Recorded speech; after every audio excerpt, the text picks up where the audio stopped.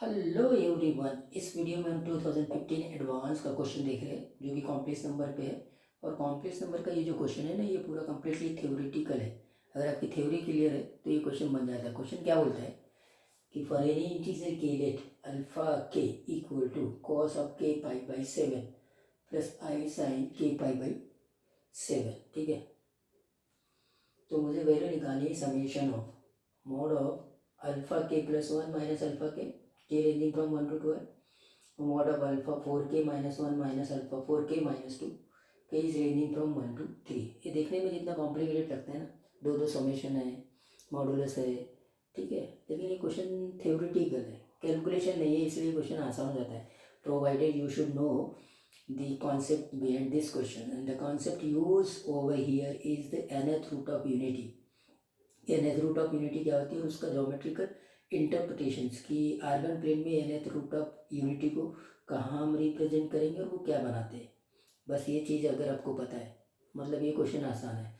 देखो यहाँ पे भी अल्फा के प्लस 1 माइनस अल्फा के दोनों कॉन्जिक्यूटिव, अब ये कॉम्प्लेक्स नंबर रहेंगे, तो जब भी दो कॉन्जिक्यूटिव कॉम्प्लेक्स नंबर के डिफरेंस का मॉड लेते हैं तो वो distance between the two complex number represent करते हैं। करेक्ट है। एक कॉन्सेप्ट ये कि ये दो कॉम्प्लेक्स नंबर Z1 और Z2 है, ये तो आपको पता ही है।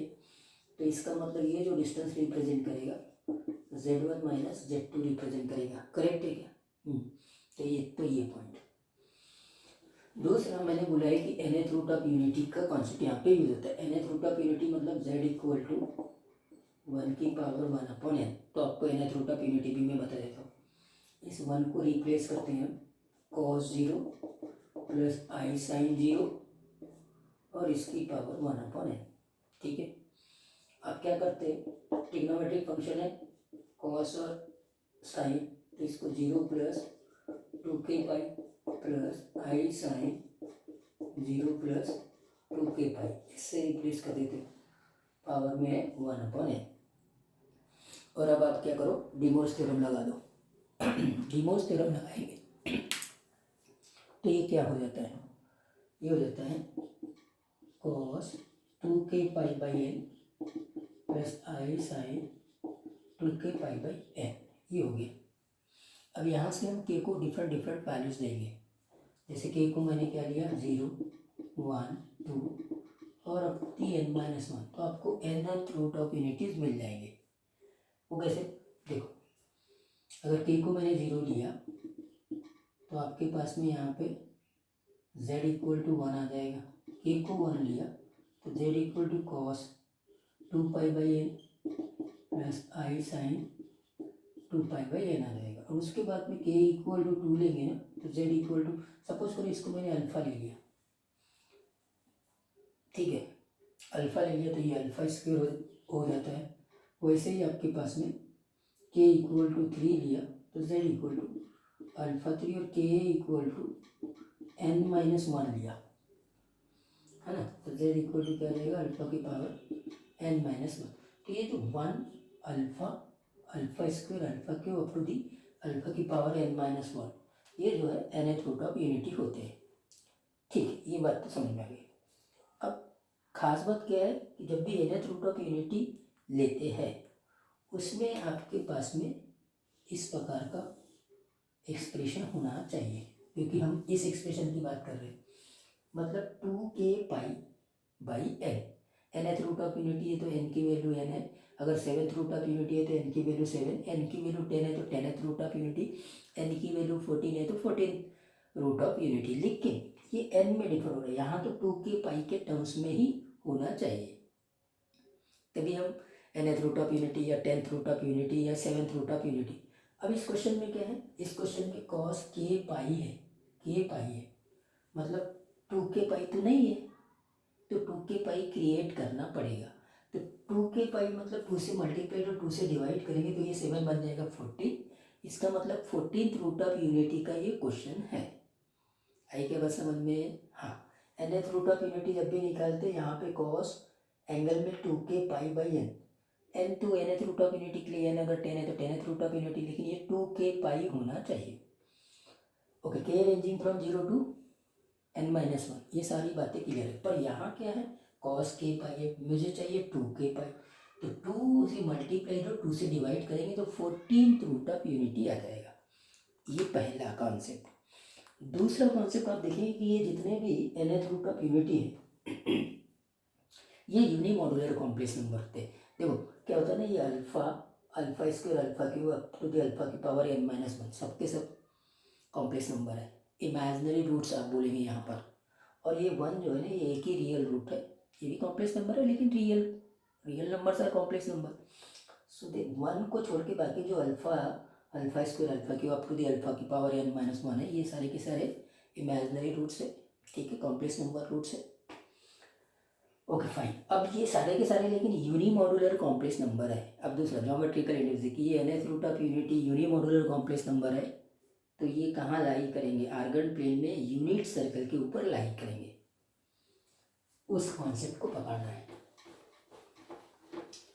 आर्गन प्लेन में यूनिट सर्कल, लीजिए आर्गन प्लेन बना देते, ये बन गया आपका यूनिट सर्कल। तो 1 यहाँ कहीं होगा, अल्फा यहाँ कहीं होगा, अल्फा का स्क्वायर यहाँ कहीं होगा, अल्फा क्यूब लाइक दैट हम ऐसे चले जा रहे हैं, यहाँ कहीं अल्फा की पावर n-1 होगा। क्योंकि ये सारे के सारे यूनिमॉड्यूलर कॉम्प्लेक्स नंबर है तो ये यूनिट सर्कल के ऊपर लाई करेगा, ठीक। एक तो ये बात होगी। दूसरी बात, जब आप इन सबको जोड़ेंगे, when we add all these unimodular complex number, तो आपको एक रेगुलर पॉलीगॉन मिलेगा। रेगुलर पॉलीगॉन मिलेगा मतलब ये साइड ये साइड ये साइड ये सारे साइड सेम होंगे।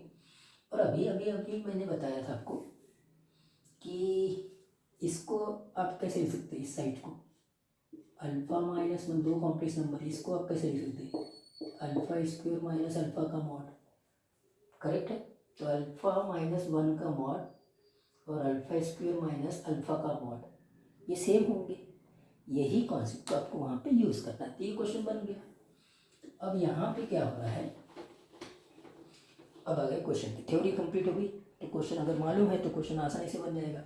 तो देखो अल्फा के कॉस k π/7 प्लस आई साइन k π/7, ये आपको नहीं चाहिए था, आपको चाहिए 2k π, तो ये 14 हो जाएगा, आई साइन 2k π, तो ये 14 हो जाएगा। मतलब 14th रूट ऑफ यूनिटी की बात कर रहे हैं, करेक्ट है। ये बात हो गई। तो इसके रूट्स जो आ जाएंगे, इसके रूट्स आ जाएंगे 1 alpha, alpha square, alpha cube, alpha की पावर 13, इतने रूट्स आ जाएंगे, करेक्ट है। ठीक, जिसमें अल्फा की वैल्यू आपको पता ही है, अल्फा क्या होता है, cos 2π यहाँ 14 आ जाएगा, प्लस आई साइन 2π/14 आ जाएगा, अल्फा स्क्वायर उसके अकॉर्डिंग आ जाएगा, डिमोस थ्योरम लगा देंगे तो 4π/14 हो जाएगा, करेक्ट। अल्फा क्यूब में वैसे ही, ओके, ये बात तो ठीक है।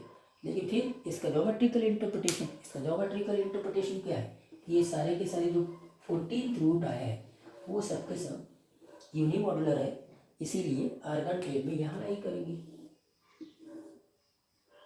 ये आर्गन प्लेन में यहाँ 1, यहाँ कहीं अल्फा, यहाँ कहीं alpha square like that, alpha cube like that, alpha की पावर 13, और इन सबको जोड़ने पे आपको एक रेगुलर पॉलीगॉन मिलेगा।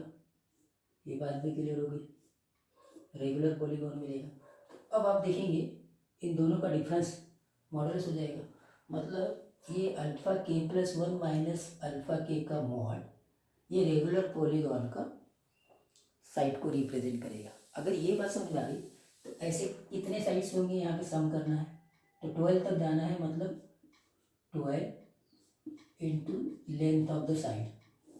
और यहाँ पे भी वही चीज़ होगा, k को आप 1 रखिए, तो अल्फा 3, ये भी तो कॉन्जिक्यूटिव ही है, कॉम्प्लेक्स नंबर है ना, k को 1 रखा तो अल्फा 3 माइनस अल्फा 2 आएगा, प्लस ऐसे सम कितनी बार है, 3 टाइम्स है, 3 इंटू साइड, खत्म, क्वेश्चन खत्म।